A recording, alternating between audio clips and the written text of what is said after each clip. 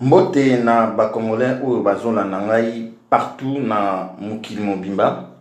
Tikete toye lisusu na etonga oyo na page na biso ya pétition pour na changement ya constitution ya mboka na biso RDC lelo, soi-disant République démocratique du Congo. Oyo eza page oyo tosala, ça fait au moins 2 ans passés. Au total, il sera toujours bas congolais que tozali obligé de changer constitution au ezanam tout ya mboka na biso.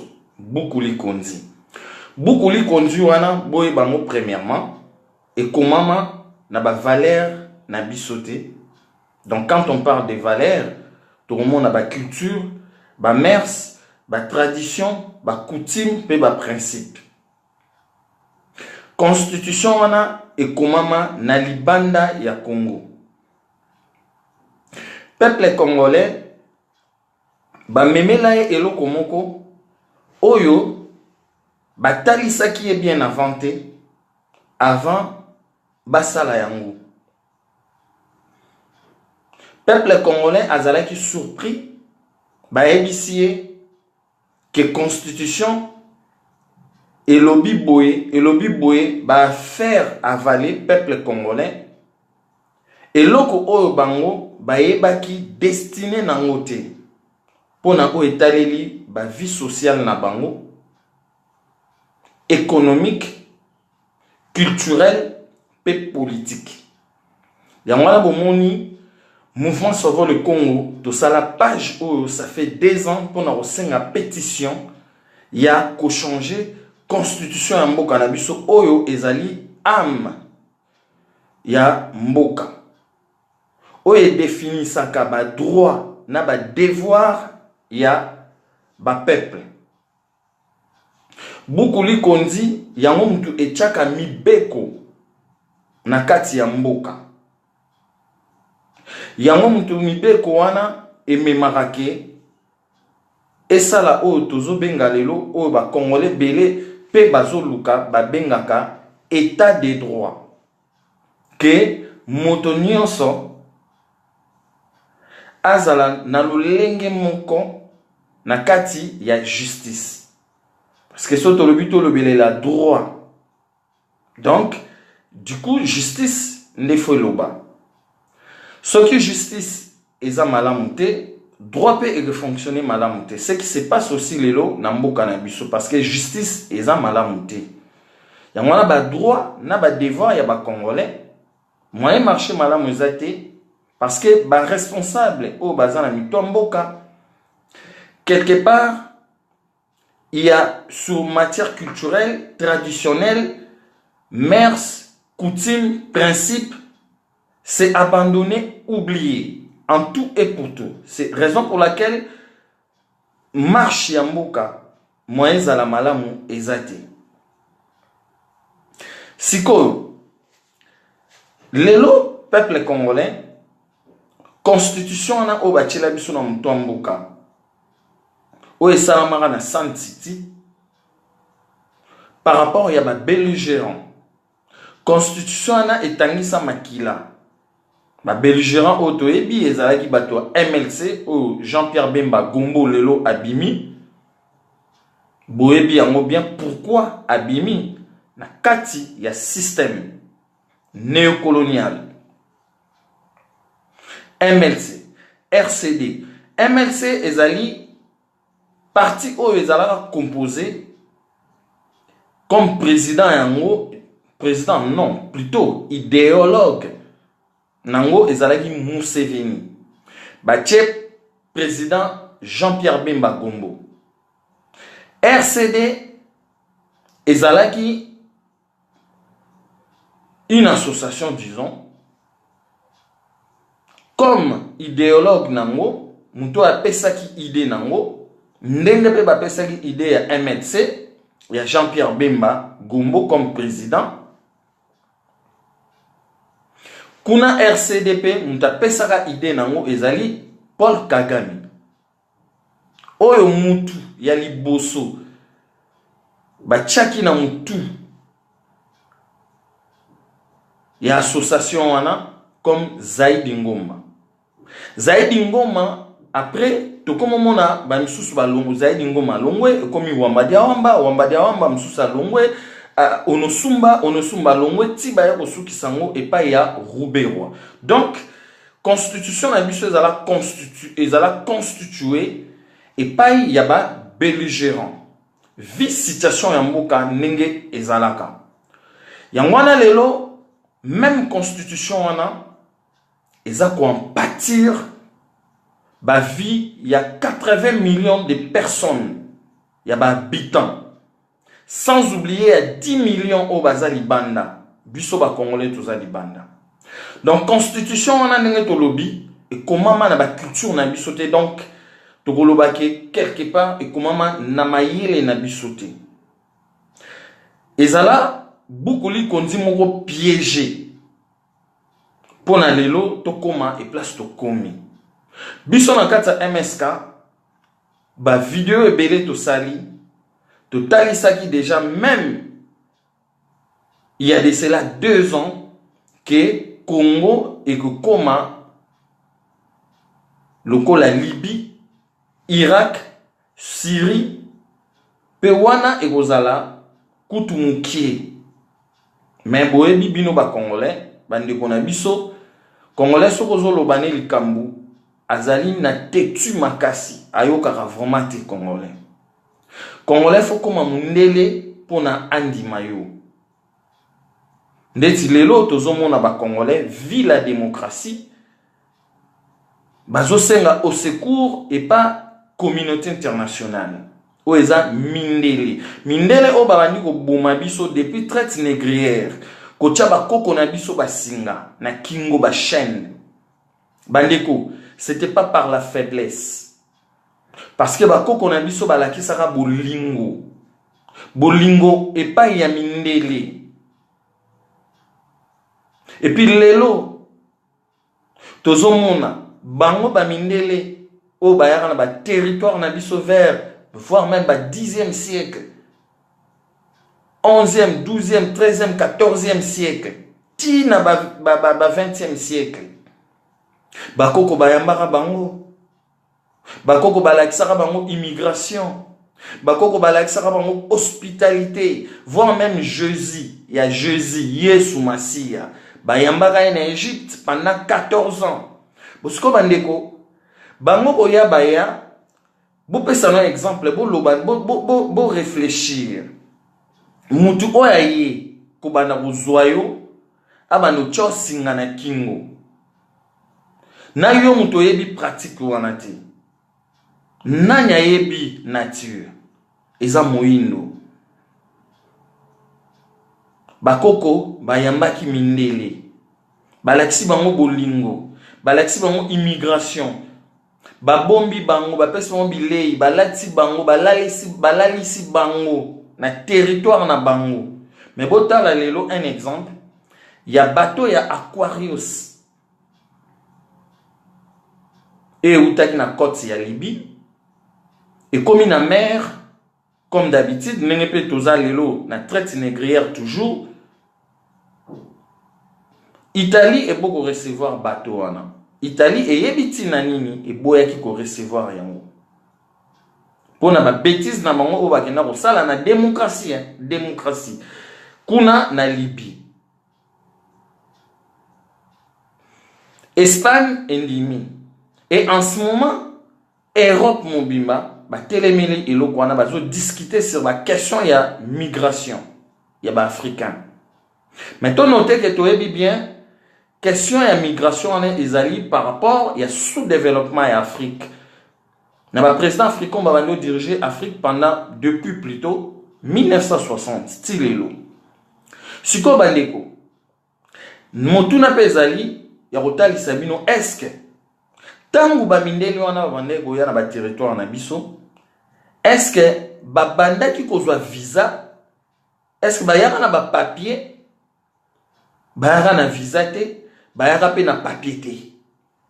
Mais botala lelo bango ka mutu baza ba kaboli ya mokili. Ba kabola mokili, ba tie ba frontière. Ba epe na Afrique pe ba tieli biso sur la ba frontière après avoir ya konza bakoko na biso na bolingo parce que bakoko na biso tango ba yambaka bango ba moni comment bakoko bazalaki na kati ya invention na bango na création na bango na innovation na bango bango ba moni développement ya bakoko na spirituel scientifique et politique pour bakoko bazalaki pe na social na bango. Parce que bazali pe na mbongo ya papier déjà ndeti na royaume Congo tozalaki na mbongo ya babanda obenga nzingu o babanda ko pesa ba population na bango pour basombaka ba biloko na jour ya marché. Et maintenant tant ba moni bongo bazonge pa na bango après quelques années bazonge lisusu na royaume Congo par exemple et cette fois-ci ba ena minduki na ba biblia basalili kopa pona boya ko bebisa o ba monaki déjà que comment batu oyo bazali développer. Bref bandeko to fongoli parenthèse wana pona ko lakisa bino un peu ki monene ya komba ya Congo. Sikoyo eloko to yo talisa lelo ezaka na kaditi ya démocratie. Mais eloko ya motu eza oyo nini ezoboma biso lelo. Lelo toza kobundela nini problème eza démocratie. Démocratie siko esali nini na Congo esali ke constitution moko esalamaki ndenge tolobi na ebandeli epai ya ba belligérant na San Titi sans pour autant ba consulter peuple congolais. Et maintenant démocratie wana esali ke fallait constitution ezala respectée. Mais dès le départ toyeba ke constitution wana ezalaki écrite te na volonté ya ba congolais. Ezalaki écrite te na makanisi ya ba congolais. Ezalaki écrite te na spiritualité ba congolais. Ezalaki écrite te na ba tradition na ba mers pe ba principe ya ba congolais. Oh, il faut noter yango démocratie ezali principe européen. Ezali valeur te parce que ba congolais misusu peut-être ba yebakate que démocratie eza principe et non valeur. Sikoyo démocratie eza principe oyo ba 10 familles oyo dirigeaka monde ba tcha. Ba famille Bunti, ba famille Rothschild, ba famille Rockefeller, ba famille Freeman, famille Bush, famille Lincoln. Bango mutu bacha yango. Siko esali ke démocratie wana oza principe ya ba européen. Il faut mutu akomaki président na 2006 faut a respecter principe wana. Oyo Mobutu a promulgaka le 24 avril 1990. Maintenant Mobutu a promulgaka pluralisme. Yango kaka même démocratie et même biso 743 partis politiques lelo. Mais na bato basala principe démocratique et pas na bango moko bazali même pas na ba 10 20 partis politiques. Donc bozomo na les principes wana eza déjà na lolenge ya kibomoto na bisote. Siko principe démocratique wana il faut mutu wana comme dit président Joseph Kabila en 2006 a respecté yango. Et puis a respecté principe démocratique ou eza inscrit na kati ya constitution.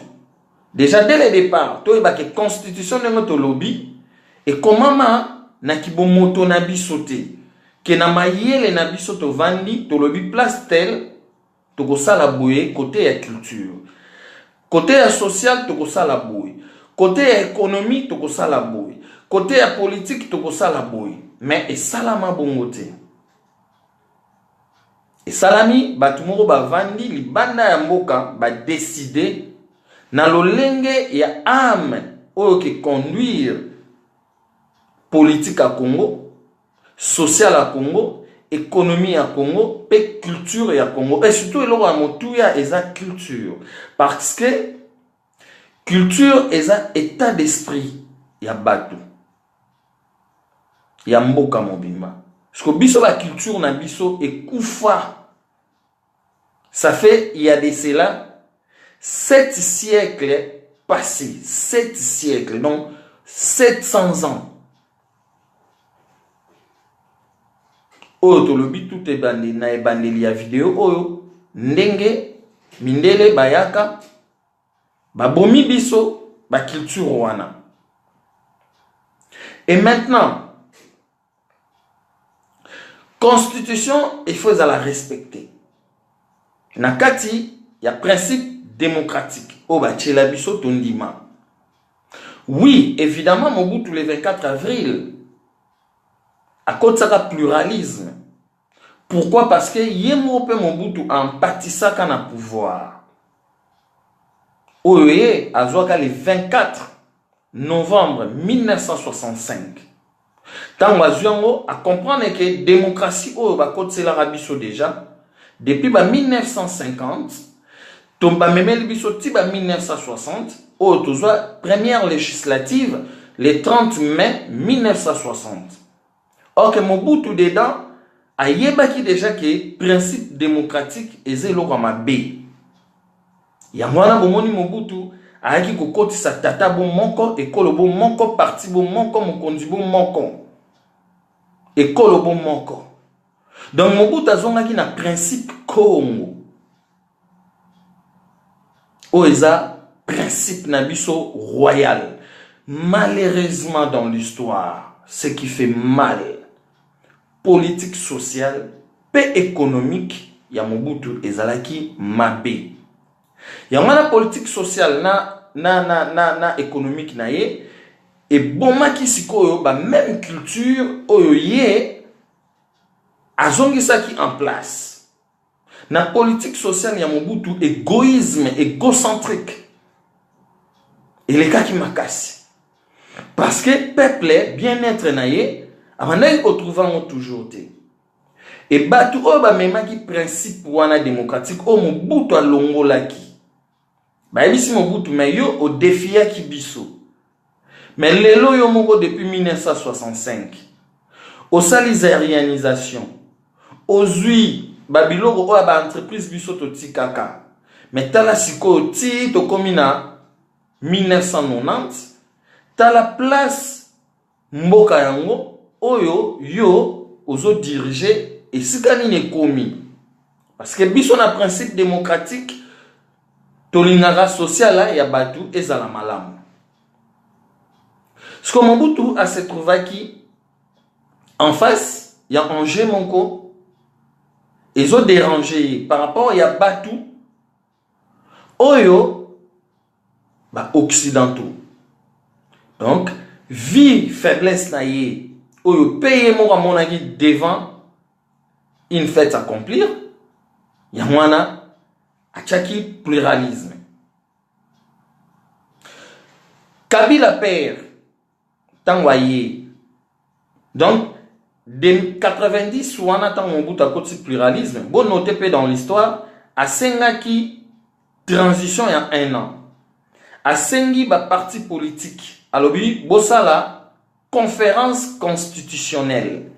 Pour Nanini, pour Nangai, tant bino bokosa la constitution sika ngai sikoyo na roya kosala remise et reprise na mutu akokoma président donc ceux qui bosali constitution sika après bosali ba élection sangai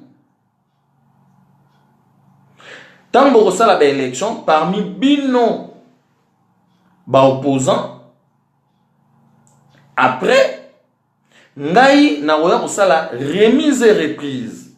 Ti lelo nanu e salamate. Kabila père tangu aye. Il aurait fallu Kabila père a continué effectivement et loko o Mobutu tikaki.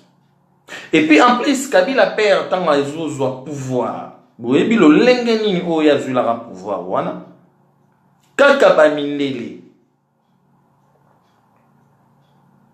A eu pouvoir avant Zoyango kaka maramba démocratie bacheli wana Mandela bayo kanana ye Mobutu Mabande kotan ba tcheli bino déjà mutu na katikati boyokana. Mais Kabila perd spirituellement, scientifiquement et politiquement. Il aurait fallu que même Mobutu que yo nemoza boye aux ana barrière politique. En plus transition oyo sengaki depuis 1990 tilelo salamate donc ozonga kaka wana et puis yo pe moyen to tika yo obima e kozala te pour soto tiki obima ozana sécurité te parce que en ce moment déjà si ba boeli yo visa partout barrière politique ezala pe partout. Quand même Mindele wana et aussi ils ont des erreurs politiques mais Kabila perd quelque part a failli sa pena mission naïe malgré qui nationalisme oya pronaki mais bon noter en haut Kabila il était père plus que tribal Yabakatangé il était un tribaliste Kabila père Mouzé je l'ai dit nazolo bango sans embâche avec conviction parce que naebi yango. Voilà bandeko un peu démocratie wana constitution fait à la respecter. Toye premier mandat Kabila Joseph Asali na 2006 constitution en salami basali transition il y a 3 ans de 2003 à 2006 4 vice-présidents na président Monko na ba opposant il y a armé et non armé. Le président n'a pas na place, n'a pas opposant, ba ministre, 3 ans mobimba, sans ba prôner recensement, sans ba ça la fichier d'identification nationale, il y a peuple congolais. Pour aimer ma bango na ba élection. Kabila a postulé en 2006, candidat indépendant. A sous en 2011, candidat indépendant. Et sans oublier que tant que l'élection a et salamara, et ça non-respect, il y a article 73, il y a constitution. Donc, constitution a dès le départ, et ça n'a jamais respecté dès le départ. Et puis, pourquoi jamais qu'on a respecté? Pourquoi? Parce que Ezali n'a état d'esprit n'a binoté, les Congolais. Kabila, premier mandat Sili, ndenge tolobi, que constitution a plutôt l'élection au bandaki na 2006 jamais aucune élection en a Congo par rapport à l'article 73 bah respecta que constitution fait à la convoquer plutôt élection fait à la convoquer 3 mois avant fin un mandat il y a président Azan en place jamais à la respecter. Ba condition électorale nyonso o esalami na des scrutins wana jamais ezala malamu ndenge peso continuer lelo et aucun opposant à mon côté oyo to mona avant ba élection en salama abima alobaki ba condition électorale ezamabe non. Tout comme en 2011, élection ils allaient toujours en retard. Na principe démocratique. Moutoumou pe abima aloba azati. Ni surtout opposition. Kabila encore candidat indépendant. Donc, vous voyez que c'est des choses kaka na kata constitution wana nenge komamaka et déjà batu oyo bazali na pouvoir na bato ba constitution ngo bango bazandaki ko viser loin 10 ans avant 15 ans avant yango ezo le kalelo et maintenant 2011 eleki bumonaki ndenge maponami wana ele kaka. Tout l'équipe comme en 2016. 2016, même chose. Deuxième mandat Kabila, ba élection exacte. Pourquoi? Kaka na même constitution na principe démocratique. Siko bandeko biloko tout tozoloba MSK salaba analyse ya minene toloba même na ba livre to comment que ba élection en 2016 et kozalara jamais. Maintenant peuple congolais o boza partout dans le monde botala esika to komi même constitution oyo ba modifier quand on a 2011 balobi que article 70 président Arozala en exercice Arozala toujours wana soki ba élection en retard Arozala wana tiseni et kosalisa ba élection na kata principe démocratique o biso tozanango Bachela biso seni commission moko nationale indépendante et puis ces agards na Congo te na RDC ezali pe na Afrique mobimba o biso to benga na kata MSK eza machine néocoloniale seni fallait esalisa maponami na 2016 et salicité. Raison wana ezanini ezali raison ya parce que moyen ezate ya mwana ba pusaki yango. Je m'excuse parce que to comme kokoma un peu na été un peu la chaleur naza na kati ya etonga na ndaku un peu chaleur bo excusez ngai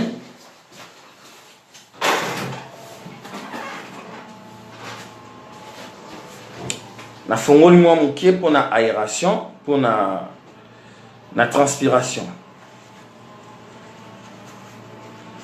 Merci na bandeko pour na excuso bo portenga.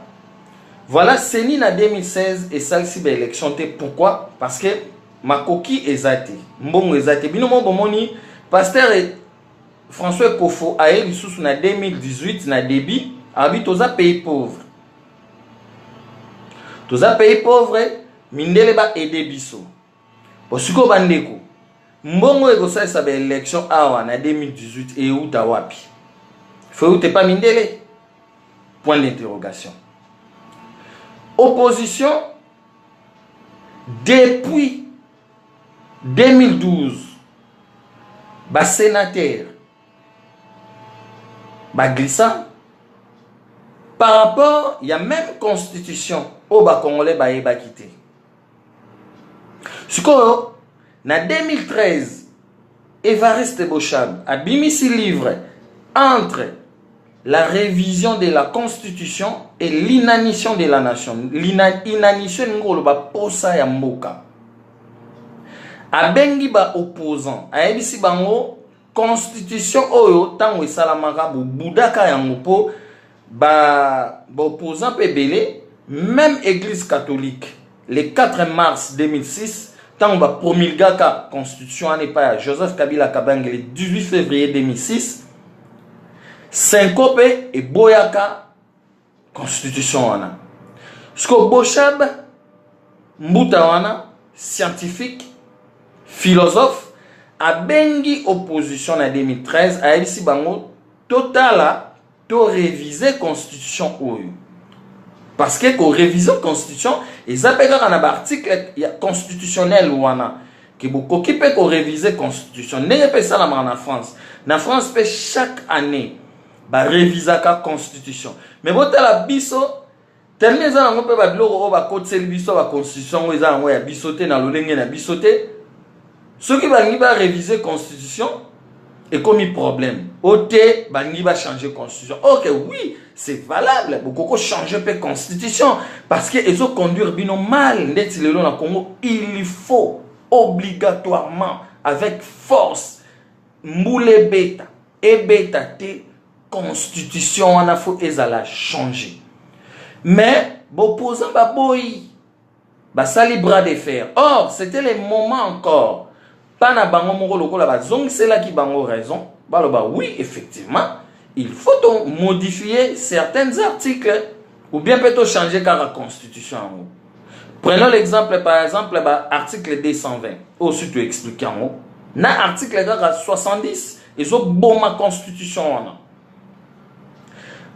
article wana mi balé.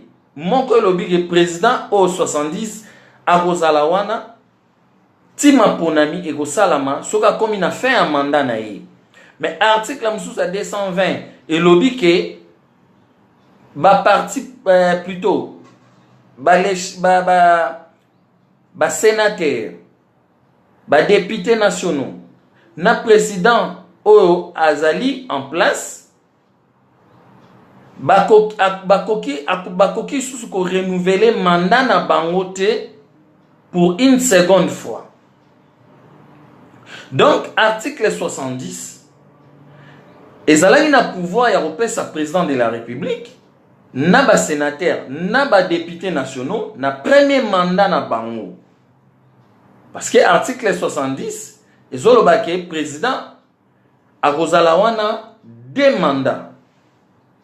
Mais na fait un mandat na ye soki ba élection salamité nanu akozala wana ti ba scrutin en salama. Peut-être tokoko tangela binongo encore ba congolais ko comprendre raté, bo comprendre bien na langue française o ezali langue ya domination o ba kotela biso vers 18e 19e siècle. Le président article 70 et l'obiboui. Le président de la République est élu au suffrage universel direct pour un mandat de 5 ans renouvelable une seule fois. À la fin de son mandat, le président de la République reste en fonction jusqu'à l'installation effective du nouveau président élu.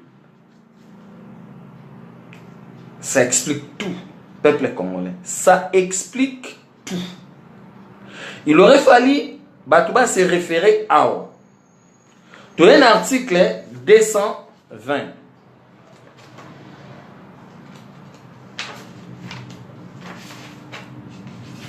Article 220, et lobby nini, et lobby que, article 220, la forme républicaine de l'État, les principes du suffrage universel, la forme représentative du gouvernement, le nombre et la durée des mandats du président de la République, l'indépendance du pouvoir judiciaire, le pluralisme politique et syndical ne peuvent faire l'objet d'aucune révision constitutionnelle et formellement interdite toute révision constitutionnelle ayant pour objet ou pour effet de réduire les droits et liberté de la personne ou de réduire les prérogatives de provinces et des entités territoriales décentralisées. Siko bandeko, na des articles au kaka. Il y a toute une manipulation dès même la création. Il y a aussi la constitution. Soto bito kota na article msusu o ezala non respecté. Et qui ne sera jamais respecté. Si content comme en 2013, mais c'est Évariste Bochab. À Bengi Bangalobi, il faut tout réviser constitution. C'était une belle opportunité. Au fallait, opposants, politiciens, que oui, effectivement, tout qui n'est pas révisé, par exemple, article 220, article 70, tout par exemple, un article 220, le quoi, qui est un dernier mandat à président, ce qui ont commis les 20 décembre 2016 et que l'élection est zatée et ça l'a mis en retard, na seni, tout ça la nini, il faut tout par exemple, biso déjà en 2013, awa, il faut to zwa chef nabiso par exemple, il y a opposition, le col les Arabes Moutati Sekedi, Yemutu Barosala remise et reprise na président ou Arosala en place. Parce que article 220 est l'obiamo. Que ba nombre ya mandat est limité. Parce que article 70 sous c'est bien que mais ce qui président comme il a fait un mandat na ye mais à cause la kawana. Donc bon une confusion totale. Il y a un pouvoir en place et qui n'a qu'à les 11 mai 2016 qu'on légalisé l'article dans la Cour constitutionnelle. Il aurait fallu payer opposition. Batalake, oui, nous avons 2013 awa. Tout ça, les locaux, tout modifié l'article malgré que l'article il y a 220 coureurs, vous allez modifier. Mais il fallait que ça la support. Il y a article où ils ont dit malamu ou ba modifier article 70 et le baquet ceux qui ont commis le droit donc il y a un deuxième mandat du président de la République ceux qui ont commis en décembre 2016 et que l'élection a été automatiquement à Osalawana été moins peut-être article 75 que le président du Sénat a remplacé exactement parce que article 75 il y a un peu Ozoloba boy en cas de vacances pour cause de décès, de démission ou pour toute autre cause d'empêchement définitive, les fonctions de président de la République, à l'exception de celles mentionnées aux articles 78, 81 et 82, sont provisoirement exercées par les présidents du Sénat. Wana ezape maramususu. Mais ce qu'on a cas, Oyo, par rapport à l'article 70, 220, pour n'abaya ko élire par suffrage universel, président Oyangaï ko remplacer président dans le deuxième mandat, donc il aurait fallu ça la support mususu. Parce que vacances de pouvoir, et koko y a un trouble mon roboué. Balobi vacances de pouvoir, par exemple, malade, vaca un malade, tout consort. Bref, il aurait fallu opposition et téléma. Opposition et téléma quitté. Opposition peut qu'on kolobake, biso na rassemblement ya opposition. À partir de 2013, tous ont décidé que tout ça les rassemblements na biso, chef na biso opposition, sont commis en 2016 et que l'élection est zatée et que ça en retard, vu par exemple la possibilité et que vous allez tout consort. Donc, article 70, et vous allez en valeur sous-souté. Parce que l'article 220 est lobby en mot. Ce que le président continue exercer sa pouvoir, du coup, la constitution, elle est caduquement tombée. Mais, pourquoi? Parce que l'article 70 est justifié en mot. Que le président Ozalawana n'a fait un mandat à Ozalawana, tiba élection et Gosalam. Donc, bandeko, oyo lelo bozo bundela Kabila obifo départ nae pour angwanzami na pouvoir alingi kotikate. Il faut transition sans Kabila, il faut ba élection, botala na ba élection yango déjà ezala convoqué comment? Ba élection selon dialogue ya Senko, il aurait fallu Olengankoy président ya Sensa Conseil national a suivi un dialogue à Senko, a convoqué scrutin électoral en 2017. Et que ce qui scrutin électoral est en retard, Olengankoy, commission, conseil a suivi un dialogue, Yemutu Arobenga, Senko, Seni, société civile n'a pouvoir en place. On est dans l'article 4 alinéa D, il y a dialogue à Senko, il y a accord, il y a Saint-Sylvestre, il y a le 31 décembre 2016. Que Olenganko il m'a convoqué Bango, Senko, na pouvoir à majorité, na opposition, na société civile, pour trouver date consensuelle, il y a une élection. Bon, mon tout n'est-ce que tout MSK. Est-ce que Senko, plutôt, Saint-Samuntu est convoqué qui a une élection?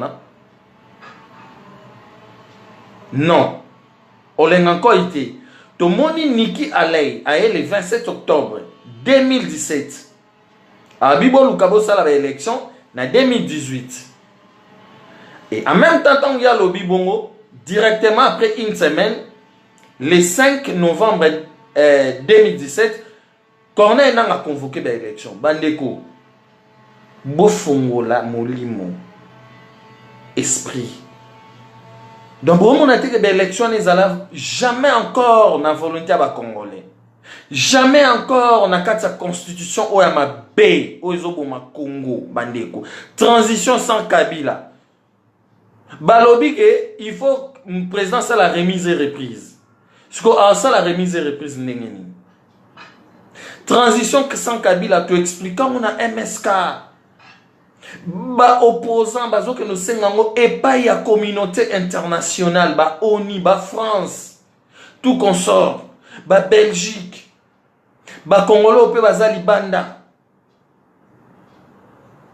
Bazo que nous sengango et pas y a mindele, bato babanjo bomabiso de ça fait 7 siècles bandeko. To que la Congo mawa.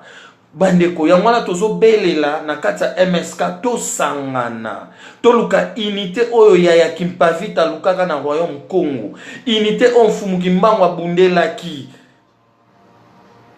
unité o ba panafricaniste ba bundelaka na kati ya ba valeur na biso minei o to koleka na mikolo ezo ya poto komi kokene na suka ya lokiso na biso oyo to koleka lisusu to expliquer bino ba valeur na biso na ba principe na biso ma valeur o ya kimpavita bundela ga bolingo ya liboso donc amour patriotique o ba koko na biso ba lakisaka ba mindele na traite négrière avant traite négrière bolingo tozo luka lelo comme première valeur o ebandanga na royaume Congo o mukili yebaka que to vivara na ba minduki te to vivara na ba arme nucléaire te pour mukili ezala na paradis nango o ba tchela biso a sur terre. Amour patriotique wana to luka yango to luka respect ya ba institution na biso dans ba culture ba tradition ba mœurs ba coutume ba principe auto éradicate oyo nanu to bongisa te ba mindele ba bongisa yango na ba 16e 17e siècle po bazalaka libre biso ba koko na biso bazalaka libre te et jusqu'à présent tozaka libre te toza toujours ben esclave spirituel, scientifique et politique. Ezala bayi o bazo diriger, ezala o ba en opposition, ezala société civile, ezala o biso to bimi, toza ba esclave spirituel, scientifique et politique yamindele. Bandeko, to luka dignité, o ya kimpavita bundelaka. Pona ko reconstruire Congo, to koma na Congo ya sika. Toluka justice o mfumukimbango atelemela na 1920 1921 na 1901 na Willery du Congo belge justice wana o mfumukimbango lakisaka epa mindele na baindo po toza batu moko mindele bouta na territoire africain toluka yango bandeko totika oyo tozolanda démocratie toko expliquer yango eza principe to expliquer yango pe misusu na ba vidéo na biso bandeko toko lela toko simba mitu batu ya mabe 10 familles batelemi bazo sepela ke to komi kokoma na position o bango balingelaka po onyeza la wana toujours position na bango ndenge na Libye ndenge zali na Irak ndenge na Syrie onyeza wana po pesa couloir ba arme bandeko 20 ans to aider baimbo kabandeko biso ba congolais toza libanda s'il vous plaît bandeko tozo bele la bino tozo mona biso ba visionnaire ba leader d'opinion tozo mona ndenge nini makila ya ba congolais za ko se profiler koleka o etangaka déjà bandeko to yokana unité bomoko eleki nyonso o toza na ngote na Congo tozo lele la bino bandeko bolimbisi bokendaka ba église botangaka ba même bible oyo kaka mindele bakoma bolimbisa bandeko bolimbisa s'il vous plaît nokite Congo bandeko tokokende 3 siècles ya boloko mais boloko ya ndenge ezalaka na ba royaume Congo te mais na ndenge ya ba arme ko bandeko beta na Congo tous les jours Bato ba wando kufa, oh bato kufa na bozomo na bandeko ezala mukie po mundele po na intérêt na ye bandeko azali capable beaucoup fata 80 millions bino nyonso bandeko to sengi bino s'il vous plaît to sangana MSK avant to koma de 30 to koleka malgré tout olobaki tozo talisa conférence constitutionnelle ya Konga Lushwa o tozo senga Kongo ngala luba swahili to vanda bandeko bolimbisi na kata palabre na biso kinzonzi kya Kongo tout ça la conférence wana pour tout ça la constitution ya sika entre pouvoir en place opposition biso ba congolais tous ali banda tous opprimés tous entité politique lelo ba koko passer par na biso te ba imboka o bazana mboka santé scolarité éducation il faut batuba ya awa basenga awa tozali pe na makasi ya politique otoko primé na mboka bandeko to sangana na opposition na pouvoir en place na société civile toza na formule to pesa ki yango toko lakisa yango lisusu na memorandum au mouvement sauver le Congo tozo kende le 9 juillet to kende ko bimisa yango en public et puis to bimisa en public que constitution wana ezala constitution escroquée bandeko soki to sanganité na ba Congolo bozali banda donc c'est que bino pe bondimi donc Congo ekota na trouble moko ekozala inexplicable après boyebi guerre soki bandi bokomona ngwe bandi mais ndenge silelaka est-ce que boyebi guerre po sila ezalaka pasi bandeko toluka te ke koma trop tard pona to bana koloba lem soto landaki idée telle idée toyebi ke idée oyo bato ebele baza nango te mais biso pe lokola toza nango tozopesa yango na ba réseau oyo bo comprendre bandeko même bango imulunda o baza pe na ba erreur bazoloba ngo to changer ba constitution ngo mamba ba nationalité nan to chango na ba constitution na biso te ezo boma biso bandeko tomiyokela mawa botala Congo ndenge ezo transpirer tozonga na histoire ezali bokonzi ezali histoire bandeko toza nango te toza na parole te toluka tosangana tovanda même rezwa biso ata 2 mois avant même l'élection oyo pe ekozala nango te pour trouble bozomona o machine à voter eza lukuta oboye bandeko tomiyokela mawa totalisi bino na lolenge ya botosi na lolenge ya bosembo na lolenge ya bolingo et puis la justice bandeko bomikitisa peuple congolais botika mama mindele bobosa na bachela biso démocratie toko expliquer ngo susu bien parce que ngonga na biso esili pour la vidéo on ndenge tolobaki toko sala ngo presque à peu près 1 heure pour na kotalisa un peu batou constitution démocratie yango oyo ba congolais bino bozo kanisa démocratie tongaka mboka non batu muto batongaka démocratie te batu Sarkozy Hollande batongi ba route te ba chemin de fer te na kata démocratie na bango basala bandeko ba renouveler kaka makam na bango mabe epai ya batu misusu Sarkozy azali na pouvoir Hollande aye ndenge moko Emmanuel Macron pa ye ndenge moko donc tant ba changer batu na bango ba yebike batu wana ba roya na makambo mususu sikate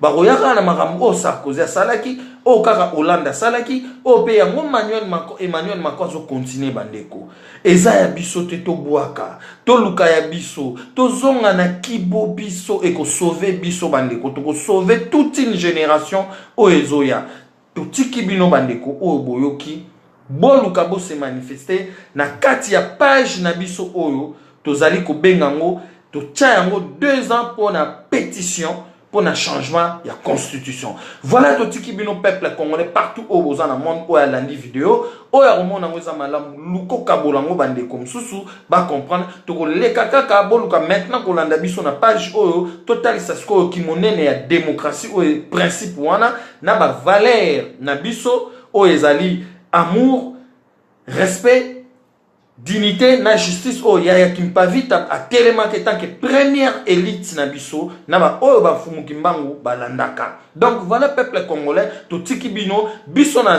tolobara na principe na biso na kata mouvement sauver le Congo que vive Yaya Kimpavita, que vive fumu kimbangu Matondo.